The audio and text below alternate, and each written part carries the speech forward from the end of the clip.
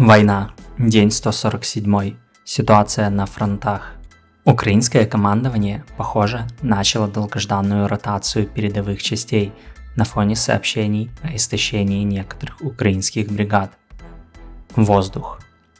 Вчера в районе Новой Каховки украинскими ПВО был сбит российский истребитель Су-35, который вылетел на перехват украинских штурмовиков. Экипаж катапультировался. Напомню, что несколько дней назад российские ПВО сбили российский штурмовик Су-34.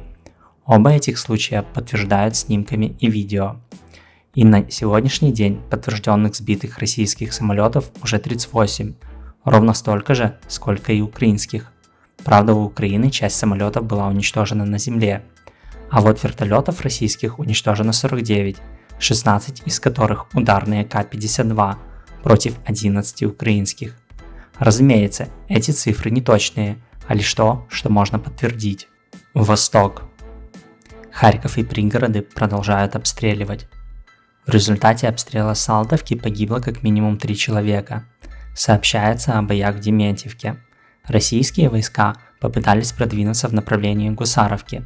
Атака была остановлена украинскими защитниками. Это первая боевая активность под Балаклеей с конца марта. Объявленная ранее тактическая пауза российской армии завершилась, хоть и нельзя твердо сказать, что она была, но теперь количество обстрелов возросло.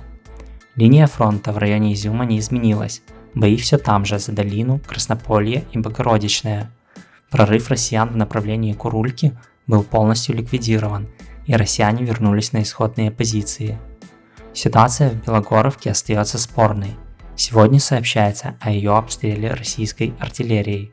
Атака на Верхнекаменское со стороны Золотаревки была отражена. Дальше бои вдоль трассы Т-1302. В районе Бахмута российские войска продвинулись в направлении Покровского, прорвали оборону украинцев и захватили южную окраину города. Украинские войска отразили атаки россиян на Вершину, Семигорье, Новолуганское и Углегорскую ТЭС. В районе Авдеевки была отражена атака на Каменку. На южном фланге идут бои, но о продвижениях неизвестно. Юг.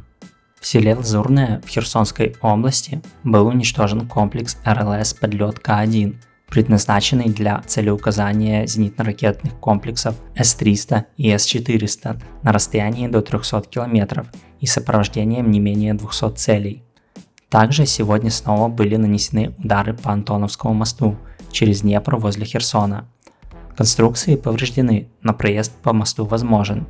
Это важная артерия снабжения российских войск на правом берегу, и в случае уничтожения моста у россиян останется одна дорога на правый берег через Новую Каховку. Это довольно большой крюк, что сильно усложнит снабжение войск.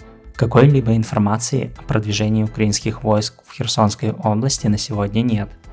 Спасибо за просмотр, не забывайте поддерживать видео лайками, комментариями, колокольчиками и подпиской. Подписка самое главное считается.